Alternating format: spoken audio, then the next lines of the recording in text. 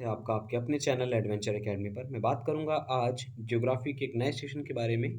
वो होगा जीलैंडिया के ऊपर। तो जीलैंडिया के बारे में आपको बता दूं, हाल ही में जीलैंडिया प्रकाश में आया। प्रकाश में इस तरीके से आया कि इसको भविष्य में 8वें महाद्वीप की संज्ञा के रूप में जाना जाएगा। तो ये प्रकाश में आने का कारण रहा। क्या ऐसे कारण हैं जिनकी वजह से 8वां महाद्वीप कहा गया, तो उन संबंधी विषय वस्तु के ऊपर हम पूरी बात करेंगे। आपको बता दूं, अभी तक वर्तमान में टोटल दुनिया के जो अगर मैं बात करूं विषय वस्तु थी, वो केवल 7 महाद्वीप के ऊपर रहती थी, लेकिन इसे 8वें महाद्वीप के रूप में संज्ञा दी जा रही है। पहले मैं आपको बता दूं स्पष्ट रूप से कि सबसे बड़ा महाद्वीप जाना जाता है हमारा एशिया महाद्वीप, और सबसे छोटा महाद्वीप जाना जाता है ऑस्ट्रेलिया।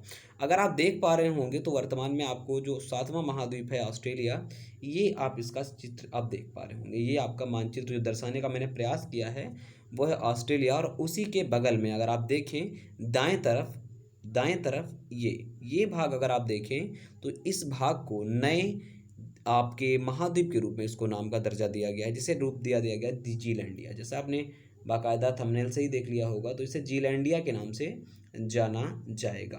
खैर, मैं इसके ऊपर पूरी तरीके से बात करूंगा, तो आगे चलते हैं कि जीलैंडिया को हाल ही में 8वें महाद्वीप के रूप में जाना गया है। मैंने अभी आपको स्पष्ट किया। तो सबसे पहले आप और अच्छे से देख लीजिएगा, समझ लीजिएगा कि ये है ऑस्ट्रेलिया का भाग, ये है ऑस्ट्रेलिया का भाग, और इसके बगल में जो ये हिस्सा आप देख पा रहे हो ये है आपका जीलैंडिया। लेकिन आप स्पष्ट रूप से देख पा रहे होंगे कि जीलैंडिया में मुख्य रूप से जो थलबद्ध भूमि है वो मात्र एक ये दिखाई दे रही है, दूसरी ये दिखाई दे रही है। लेकिन ये सारी भूमि जो है वो एक तरीके से दिखाई तो दे रही है, आरेखित तो है, लेकिन वो भूमि भूमिबद्ध तरीके से न दिखा करके एक जलीय भूमि है। ठीक है, उसके ऊपर भी बात करेंगे। तो सबसे पहले हम समझते हैं, यह 7.90 करोड़ वर्ष पूर्व, यानी कि 7.90 करोड़ वर्ष पूर्व गोंडवाना लैंड से पृथक हुआ था। जिसे नहीं पता है कि गोंडवाना लैंड, अंगारा लैंड क्या है, टेथिस सागर क्या है, तो जियोग्राफी इसी सेशन जियोग्राफी की ही इसी प्लेलिस्ट में आप देखिएगा। जियोग्राफी में प्लेलिस्ट में जाकर के मैंने बाकायदा स्पष्ट किया है कि अंगारा लैंड क्या है, गोंडवाना लैंड क्या है, टेथिस सागर क्या है, किस तरीके से पृथ्वी पर अलग अलग भाग होते हैं, उन सब के बारे में मैंने विस्तृत चर्चा करी है।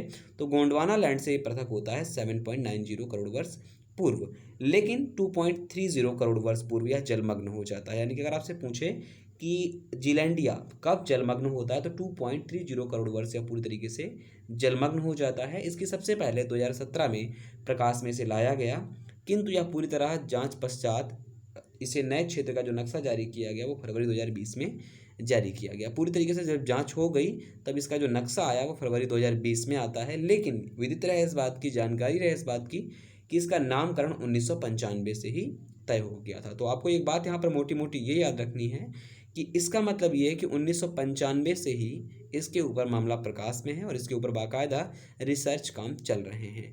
देखिए, किसी भी महाद्वीप का महाद्वीप होना एक कुछ ज्योग्राफिकल वे से अलग अलग क्राइटेरिया होती हैं, उनको फुलफिल करना ज़रूरी होता है। तो उनको क्या क्या क्राइटेरिया हैं उनके बारे में बात करूंगा, लेकिन सबसे पहले मैं इनके बारे में जो मेन विषय वस्तु है जीलैंडिया के बारे में उसको कवर करने का प्रयास करूंगा। तो ये एक चित्र है, इसको मैं बाद में समझाऊंगा आपको। तो इस महाद्वीप का कुल 94% भाग, जो 94% भाग है वो जल में डूबा हुआ है। जो बचे हैं वो हैं न्यूजीलैंड और न्यू कैलेडोनिया। हम सब आपको बता दें, आपको केवल दो ही ऐसी भूमिबद्ध चीज़ें हैं जो आपका जीलैंडिया में केवल बचे हुए हैं, एक तो न्यूजीलैंड, दूसरा कैलेडोनिया। अगर मैं बात करूं तो अभी तक न्यूजीलैंड को कहाँ पढ़ा जाता था, हम जब ऑस्ट्रेलिया महाद्वीप के बारे में पूरी तरीके से पढ़ते थे महाद्वीप को ही लेकर के, तब न्यूजीलैंड को ऑस्ट्रेलिया में ही शामिल कर लेते थे। ठीक है, लेकिन अभी न्यूजीलैंड और कैलेडोनिया जो हैं वो पूरी तरीके से नए महाद्वीप, यानी कि इसकी संज्ञा अभी दी जा रही है 8वें महाद्वीप के रूप में, जीलैंडिया उसमें से शामिल किया जा रहा है। अवस्थिति की बात करूं तो यह दक्षिणी प्रशांत महासागर के पूर्ण रूप से स्थित है, यानी कि साउथ पैसिफिक ओशियन में ये पूरी तरीके से स्थित है। संपूर्ण महाद्वीप लगभग 3800 फीट की गहराई में डूबा हुआ है। मैं आपको फिर बता दूं, 3800 फीट के बाद ये पूरी तरीके से स्थलबद्ध है नीचे। इस महाद्वीप का प्रसार ऑस्ट्रेलिया महाद्वीप के केन पठार तक होता है। तो मैंने आपको जैसा बताया कि इसमें बहुत सारी चीज़ें ऐसी हैं जो मैप से आपको स्पष्ट कर पाऊंगा। तो अब आप मैप देखिएगा। ठीक है, ये अगर आप मैं इस बात की बात करूं तो आप सब जानते हैं न्यूजीलैंड के निवासियों को माओरी कहा जाता है। इतनी बात स्पष्ट होनी चाहिए आपको भी कि न्यूजीलैंड के जो निवासियों को माओरी कहा जाता है। तो माओरी कहा जाता है, तो इस यहाँ पर एक लैंग्वेज भी प्रसारित है, उसे भी माओरी लैंग्वेज ही जानते हैं। तो माओरी लैंग्वेज में इस महाद्वीप का जो नाम है वो ये आप जो स्पष्ट रूप से पहले देख पा रहे हो, ते रिव आ माउई। तो ये जो आप स्पष्ट में देख पा रहे होंगे TERIUAMAUI, ये माओरी लैंग्वेज में जीलैंडिया का नाम है। बाद में आप देख पा रहे होंगे जीलैंडिया इंग्लिश में बाकायदा पूरी तरीके से लिखा हुआ है, इज़ अर्थ एट्थ कॉन्टिनेंट। तो ये जो आप देख पा रहे हैं ये पैसिफिक रीजन है, ओशियन है आपका। और ये आपका जो ये वाला क्षेत्र है जो ऑस्ट्रेलिया के दक्षिण में आता है, ये तस्मान सी है। और ये ऑस्ट्रेलिया का जो केन पठार का हिस्सा है, इस यहाँ तक कि इसका पूरा विस्तार है। तो ये आप अगर ऊपर देखें तो ये आपको कैलेडोनिया का भाग दिखाई देगा, न्यू कैलेडोनिया का ये वाला भाग। इसके अलावा अगर कुल एरिया की बात करूं तो टोटल 5 मिलियन स्क्वायर किलोमीटर का इसका एरिया है। लेकिन इस एरिया में आपको इतनी बात जरूर याद रखनी पड़ेगी कि इसमें मात्र 6% ऐसी भूमि है जो कि स्थलावृद्ध है। बाकी की जो 94% भूमि है वो अंडर वाटर है, यानी कि पानी के भीतर है। और कितना भीतर है? 3800 फीट, 3800 फीट जो है वो पानी के पूर्णतः नीचे है। ये बड़ी समझने वाली बात है। और इसके अलावा ये आप जो न्यूजीलैंड का भाग दे रहे हैं, न्यूजीलैंड ऑलरेडी 2 भागों में विभाजित है, द्वीपों में। तो न्यूजीलैंड और न्यू कैलेडोनिया, ये 2 नाम आप बिल्कुल नहीं भूलेंगे जब आप पढ़ेंगे इसके बारे में। तो ये आप याद रखिएगा, ठीक है। ये कुछ पॉइंट्स आपको दे रखे हैं, तो इतनी बात आपको याद रखिएगा। ये area greater than 1 million square kilometre, तो ये कुछ पॉइंट हैं जो मैं आपको स्पष्ट ऑलरेडी कर चुका हूँ पहले से ही। तो 5 मिलियन स्क्वायर किलोमीटर में मात्र 6% ऐसा भाग है जहाँ पर स्थल अवरुद्ध भूमि है, जहाँ पर लोग जनजीवन बसा सकते हैं। अब आपको एक चीज़ मुझे समझानी जरूरी पड़ती है, ये कि किसी भी महाद्वीप का महाद्वीप होना किस आंकड़ों पर तय करता है। देखिए, जियोग्राफिकल कंडीशन कुछ होती हैं, कुछ भौगोलिक दशाएं होती हैं जिनके आधार पर बात की जाती है किसी भी महाद्वीप को महाद्वीप होने के बारे में। पहली चीज़ ये कि यहाँ पर प्राकृतिक संसाधन होने चाहिए।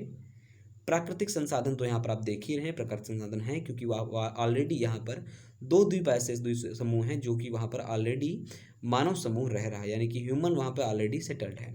दूसरी चीज़, यहाँ पर प्राकृतिक रूप से संसाधन के अलावा प्राकृतिक रूप से ऐसे रिसोर्सेज भी होने चाहिए, जिसमें मैंने आपको पहला पॉइंट डिस्कस किया, उसी के बारे में बात करूंगा मैं यहाँ पर। जैसे कि आपका पूर्णतः प्राकृतिक गैस, पेट्रोलियम, रहन सहन, खान पीन इस स्तर का होना चाहिए कि 7 महाद्वीप से यहाँ पर मेल खाए। दूसरी चीज़, यहाँ पर जो भूमि है आपकी, ये 3800 फीट नीचे की जो भूमि है, इस भूमि पर बाकायदा यहाँ पर नेचुरल रिसोर्सेज जो गैस, पेट्रोलियम ऐसी चीज़ें ऑलरेडी फाउंड हुई हैं।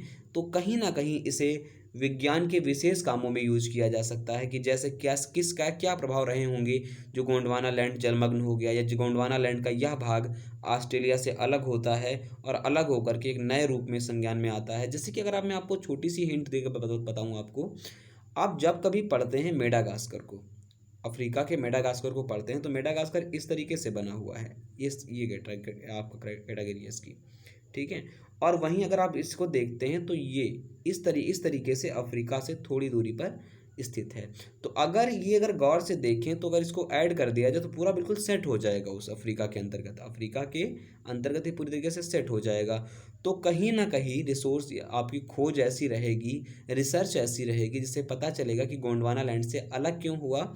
और ये 3800 फीट के ऊंचाई के बाद यहाँ पर जो नेचुरल रिसोर्सेज पाए गए हैं, ऐसा क्या कारण रहा जो डूबा ये 2 पॉइंट समथिंग करोड़ वर्ष के बाद। तो ऐसी कई सारी रिसर्च सामने हमारे आएंगी। देखिए, आपसे किसी वनडे एग्जाम के दृष्टिकोण से अगर मैं बात करूं तो आपको कुछ पॉइंट ऐसे याद रखने पड़ेंगे कि इसमें कितना भाग जलबद्ध है और कितना भाग स्थलबद्ध है। ये तो बात हो गई एक वनडे एग्जाम के दृष्टिकोण से। लेकिन अगर आप डिस्क्रिप्टिव या डिटेल्ड अध्ययन की बात में करूँ तो आपको सब कुछ याद करना पड़ेगा, कितना मिलियन स्क्वायर किलोमीटर का एरिया है और कितना भूमिबद्ध है, कितना भूमिबद्ध नहीं है, कौन कौन से ऐसे 2 द्वीप हैं जिनके बारे में बाकायदा बात करता है। देखिए, ऑस्ट्रेलिया खुद, इससे पश्चिम में अगर आप देखें, ऑस्ट्रेलिया खुद द्वीपों का एक महाद्वीप कहा जाता है, यानी द्वीपों से मिलकर के द्वीपीय महाद्वीप की संज्ञा उसे दी जाती है, ठीक है। इसी तरीके से जो 2 द्वीप हैं आपका न्यू कैलेडोनिया और न्यूजीलैंड, तो इनको मिला करके जीलैंडिया का एक संरचना आई है। बाकी की जो भी फैक्ट आपको यहाँ पर सामने मेंशन है, आप इनको बहुत ध्यान से पढ़िएगा, क्योंकि किसी भी फैक्ट को बहुत ध्यान में रखकर बनाया गया है आपके लिए, तो उसे बहुत अच्छे से समझें क्या है क्या नहीं है। इसके अलावा आपको अवस्थिति जरूर पता होनी चाहिए कि किस महासागर के अंतर्गत ये व्यवस्था आती है। तो सारे फैक्ट आपके सामने हैं, आई होप आपको समझ भी आया होगा। ना समझने के लिए मैंने 3 यहाँ पे पिक्चर आपके लिए ऐड की हुई हैं, तो इन 3 पिक्चरों से आप समझ पाएंगे। तो अगर आप अपना इंडिया देखें तो अपना इंडिया ये रहा, इंडिया के बाद ये एशिया का भाग आता है। इस तरीके से ये आपका क्या है, ऑस्ट्रेलिया है, ये अंटार्कटिका है और ये नए महाद्वीप की संज्ञा जिसे दी गई है जीलैंडिया। तो ये जीलैंडिया है। सारी दारोमदार या सारी चीज़ें आपने जो अभी तक पढ़ी है इसी के बारे में आपने पढ़ी हैं, जीलैंडिया के बारे में। ठीक है, आई होप आपको चीज़ें समझ आई होंगी। समझ अगर नहीं भी आती तो निश्चित रूप से कमेंट बॉक्स में बताइएगा कि क्या दिक्कत आपको असुविधा हुई समझने में। वीडियो अगर अच्छा लगे तो ज़रूर लाइक करें, शेयर करें, कमेंट करें और चैनल को सब्सक्राइब करना ना भूलें, जिससे कि हम आपको और बेहतर जानकारी भविष्य में देते रहें। बने रहें हमारे साथ। नमस्कार।